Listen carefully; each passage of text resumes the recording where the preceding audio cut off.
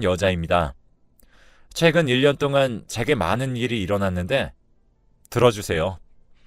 저는 남편과 대학 때 만나서 4년 동안 연애를 통해 결혼까지 하게 되었어요. 제가 어렸을 때부터 발목이 안 좋아서 오래 걷거나 그러지를 못해요. 지루하고 귀찮고 힘들만도 한데 늘 제 발목에 무리 가지 않는 선에서 데이트 코스를 짜와서 데이트를 했고, 춥다고 하면 TV에서 남자 주인공들이 하는 듯 옷도 벗어서 제 어깨 위에 걸쳐주기도 했어요. 치마를 입은 날이면 당연스럽게 제 무릎에다 자기 겉옷을 덮어줬고요. 늘 절 배려했었죠. 수저도 항상 제 것 먼저 챙겨줬고, 메뉴 결정도 갖고 싶은 것도 항상 챙겨줬어요. 정말 저한테 너무 잘해서 이런 헌신적인 남자는 없겠다 싶어 결혼했어요. 물론 제가 남편을 좋아한 것도 있었죠. 사랑과 저를 사랑하는 마음을 보고 한 결혼이라 그 결혼이 전 평생 갈 것 같았어요. 신혼 때도 너무 잘해줬거든요.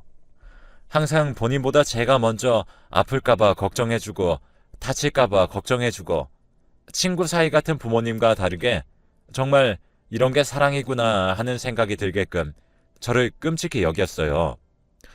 저도 남편을 아주 사랑해줬고요. 그러다가 제 무릎이 아파졌어요. 어렸을 때 발목 인대가 파열된 이후 그때부터 발목이 고질병이 될 정도로 아팠었는데, 나이가 드니 발목에 관절염이 왔고 그게 무릎까지 올라온 거라고 하더라고요.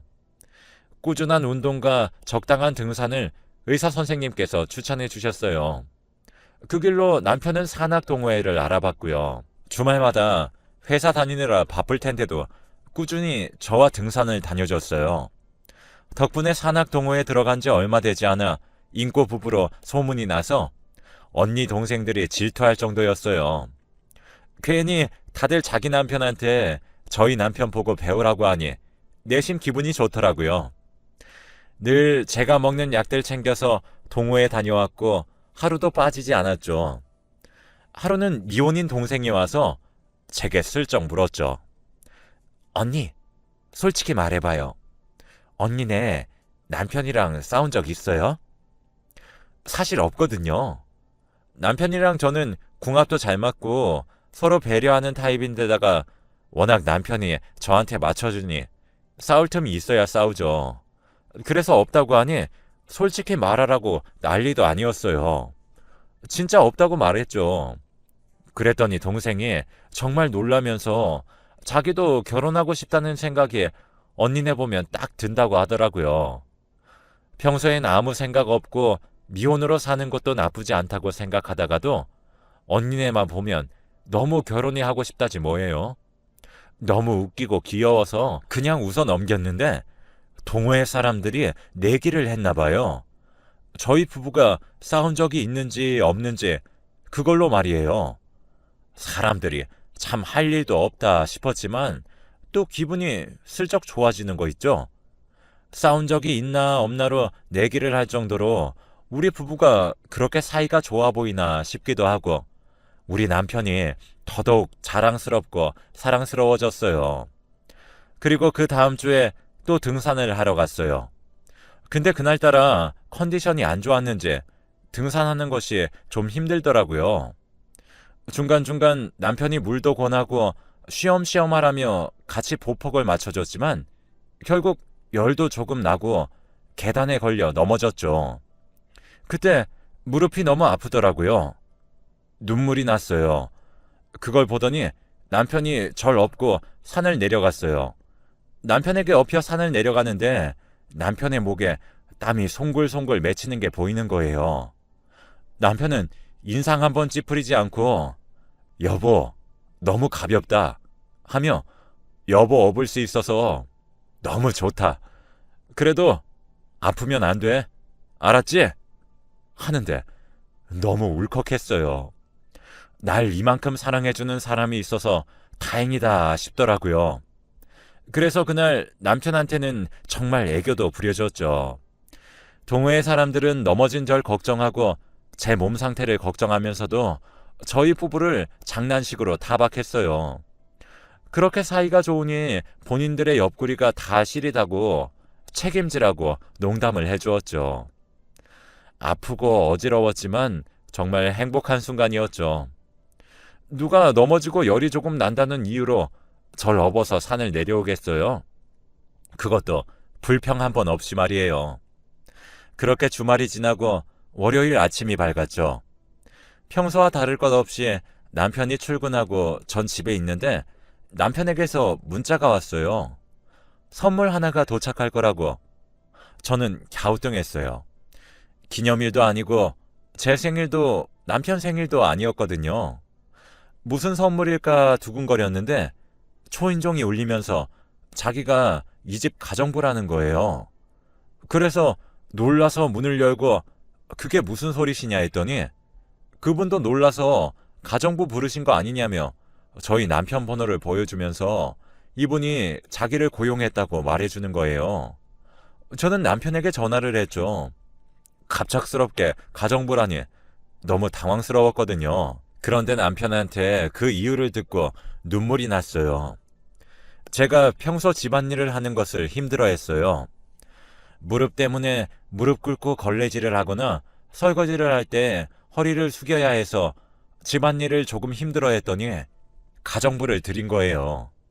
절 위해서 말이죠. 힘든 티를 낸 적도 없는데 제가 힘들어하는 것을 언제 본 건지 너무 감동이었죠. 힘들다고 저를 위로한 것도 아니고 가정부 고용이라니 정말 제 남편한테 너무 고맙고 또 미안해졌어요. 가정부로 들어오신 분은 일을 곧잘 하셨어요. 일 처리도 깔끔하고 꼼꼼하고 무엇보다 굉장히 싹싹했어요. 일을 찾아서 하고 40대로 젊어서 그런지 체력도 좋고 웃을 때 참 예쁜 사람이었던 것 같아요. 웃을 때 더 빛나는 사람이었죠. 남편이 고용주여서 남편한테서 월급을 받았고 일에 대한 피드백도 남편을 통해서 받았죠. 남편이 그런 쪽으로는 빠삭하고 꼼꼼한 편이라 저도 그 일을 남편한테 맡겼죠. 덕분에 저는 무릎을 치료하고 재활하는데 조금 더 신경을 쓸 수 있었죠. 친한 동호회 동생한테도 이 일을 말했는데 그게 소문이 났나 봐요. 주말에 가니 또 다들 저희를 부러운 눈초리로 쳐다보시며 제게 복 받았다며 축하한다고 난리가 났어요. 남편은 그걸 보면서 제게 귓속말로 말했어요. 저를 만난 자기가 제일 복 받은 사람이라면서요. 너무 스윗하지 않나요? 이런 사람은 이 세상에 또 없을 거란 생각을 했어요. 저희 부모님보다 절 더 사랑하는 듯한 느낌을 받았죠. 그 일을 계기로 남편과 사이도 더 좋아지고 동호회 동생과도 더 친해졌어요. 맞선을 주선했거든요. 가정부가 집안일도 해주겠다. 동호회 동생과 자주 만나서 이야기도 나누고 시간이 갈수록 친구처럼 친해졌죠. 너무 편했어요. 가서 밥만 차리면 되고 가정부도 너무 싹싹했거든요. 첫인상만 좋은 게 아니라 보면 볼수록 좋은 사람이더라고요. 그 사람이 절 볼 때마다 웃으며 인사하는데 제가 남자였으면 반했었겠죠. 친화력도 굉장히 좋아서 제가 여의치 않게 집에 있을 때면 열심히 일을 하면서도 제게 말을 걸어주어서 심심치 않더라고요. 오히려 자주 집에 있고 싶은 심정이었어요. 젊은 사람이 집안일도 참 꼼꼼히 하고 주는 수당보다 더 열심히 일하는 게 너무 예뻤어요. 그래서 한 번은 제가 남편 몰래 저희 집 저녁 식사에 초대했었어요. 남편은 당황했지만 이내 제가 가정부 동생을 평소에 칭찬 많이 한 걸 알아서 한 번 정도는 괜찮다며 웃으면서 넘어가 줬어요. 같이 밥을 먹으려고 밥을 차리는데 손님 입장인데도 언니가 힘들다며 절 도와주더라고요. 이게 진짜 된 사람이다 싶었죠. 근데 요리 솜씨도 아주 수준급이더라고요. 못하는 게 없었습니다. 요리를 도와주는 와중에도 살갑게 사장님이 못 드시는 음식은 무엇냐 하며 나중에 반찬해서 드리겠다고 하면서 저희 음식 취향까지 물어보고 음식을 준비했어요. 남편도 굉장히 흡족해하는 눈치였고요. 같이 밥을 먹는데 식사 예절도 정말 잘 되어 있었어요. 평화롭게 식사를 하는 동안 정말 사람 하나 잘 들였다 생각했죠. 그렇게 가정부 동생이랑 많이 친해져서 집에서 같이 밥을 먹는 횟수가 늘어났어요. 처음엔 불편해하던 남편도 싹싹한 그 친구의 행동에 마음이 풀렸는지 그러려니 하며 받아들였고, 같이 저녁을 먹고 어쩔 땐 같이 외식하자며 제안까지 하더라고요. 근데 하루는 기념일날 함께 식사를 하자고 남편이 제안을 하는 거예요. 여태껏 제가 남편에게 가정부 동생을 식사에 동참하게 해달라고 했지만 그래도 기념일날 같이 먹는 건 좀 그렇더라고요. 그런데 제가 먼저 초대하기 시작했는데 이젠 제가 그러지 말자는 게 좀 그래서 그냥 그렇게 하기로 했어요. 근데 그러지 말았어야 했어요. 그날 남편과 가정부 동생이 속이 안 좋아 배가 아프다며 둘이 거의 동시에 화장실을 갔어요. 저도 얼마 있지 않아 화장실이 가고 싶어 식당에서 나와 화장실을 가는데 둘이 식당 복도에서 몰래 있는 거예요. 너무 놀라서 복도에 몸을 숨기고 있었죠. 그제서야 모든 게 이해가 갔어요. 남편에게 웃던 가정부 동생과 나를 대하는 듯한 남편의 가정부 동생을 향한 태도까지 다요. 기념일인데도 가정부를 초대한 이유가 다 있었던 거예요. 절 바보로 만들려고 그랬던 거겠죠. 그 사실을 알게 되고 인식하게 되자 다리가 후들후들거려서 제대로 걸을 수가 없었어요. 어찌저찌 자리에 앉아 그 사람들을 기다리고 있는데 정말 태연하게 속이 아직 더부룩하다며 얼른 자리를 뜨자고 하더라고요. 어떻게 나오나 싶어 그렇게 했어요. 그리고 한 번의 실수라고 생각했죠. 여태껏 남편이 너무 저만 보고 살기도 했고 일 아니면 집에서 너무 헌신적으로 살았으니 한 번 정도는 실수할 수도 있다고, 일탈 느낌으로 그럴 수 있다고 생각했어요. 그렇게 믿고 싶기도 했었고요. 남편을 이해한답시고 그렇게 생각했던 것 같아요. 근데 다음날 남편이 가정부를 입주시키겠다는 거예요. 왜 입주까지 시키냐 물으니 당신도 그 사람을 좋게 생각하고 나도 뭐 나쁘지 않게 생각하는데 안 할 이유가 있어? 그리고 당신 적적하지 않게 말도 잘 걸어주고 싹싹하다며. 그래서 그런 거야. 이러는 게 아니겠어요? 반박할 여지도 할 말도 없어서 결국 입주시켰어요. 안 쓰는 작은 방을 내어주면서요. 순식간에 일어난 일이었죠. 그때부터 제 불행은 시작이 됐죠. 그때 이미 눈치챘어야 했어요. 남편과 가정부 동생과의 그 행동이 잠깐의 실수가 아니었다는 걸요. 그때부터 제가 없는 사이 무슨 짓을 할 줄 몰라 밖에 나가 있으면 항상 초조해졌어요. 사람들을 잘 못 만나고 집에만 박혀 있었어요. 동호회도 잘 못 나갔어서 동호회 사람들이 절 걱정해서 전화할 정도였어요. 그래도 절 향한 사랑은 여전해서 금방 다시 돌아올 거라고 생각했어요. 전처럼 절 잘 챙겼으니까요.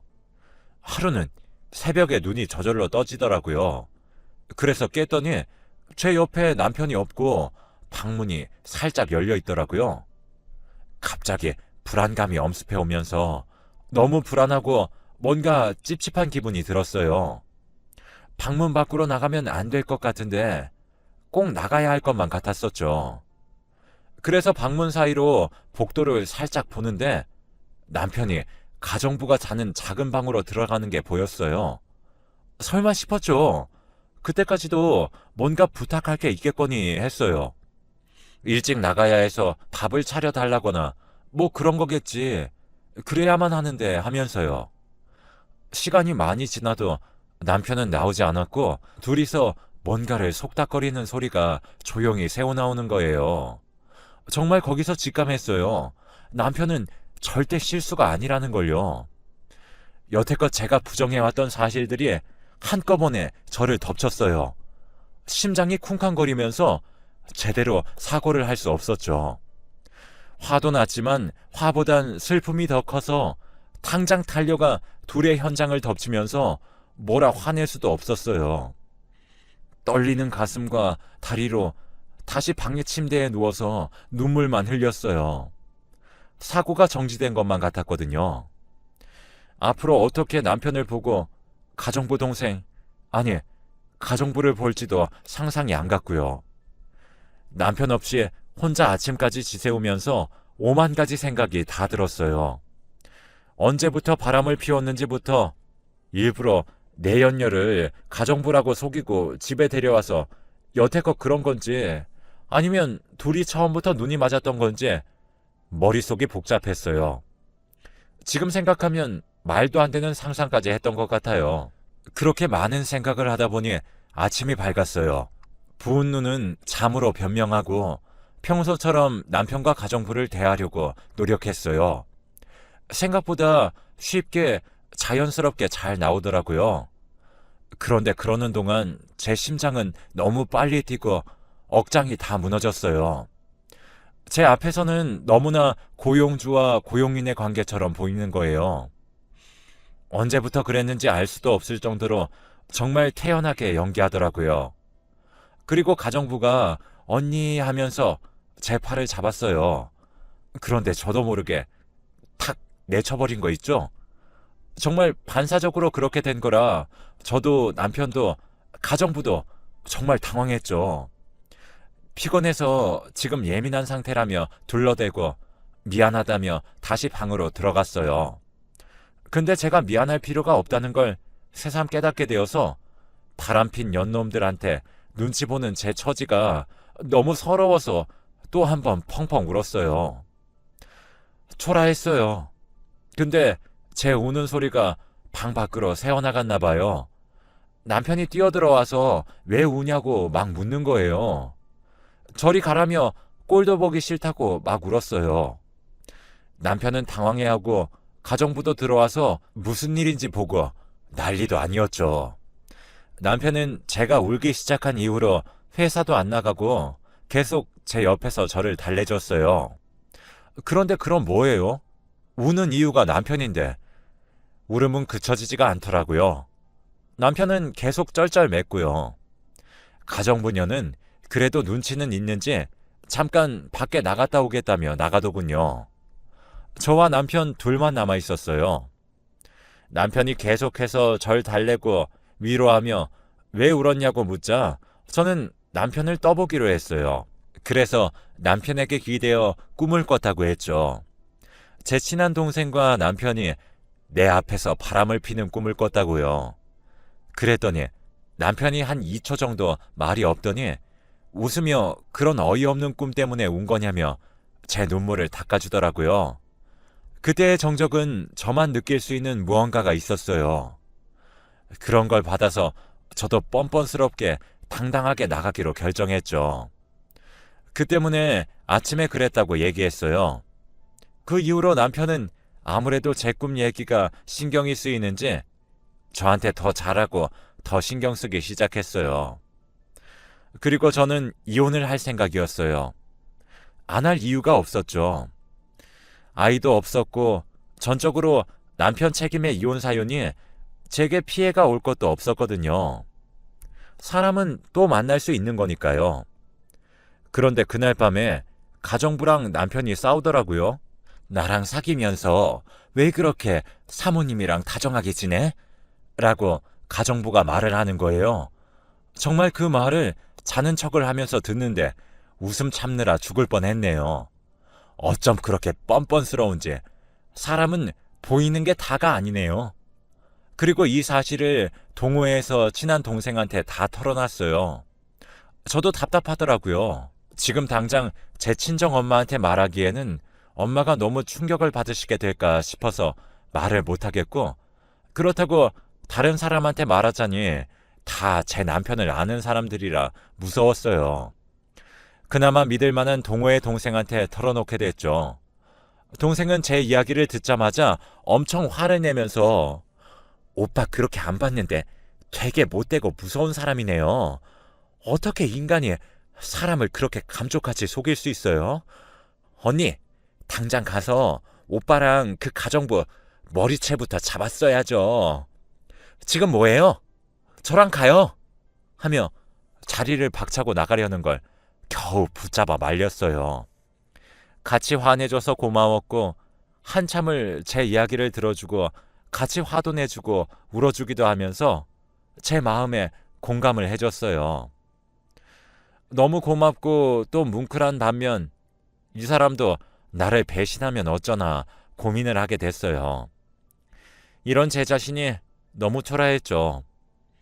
그걸 이야기하자 그럴 수 있다며 당연한 거라고 또 저를 위로해주고 이혼하는 걸 도와주겠다고 저한테 말을 해줘서 너무 고마웠어요.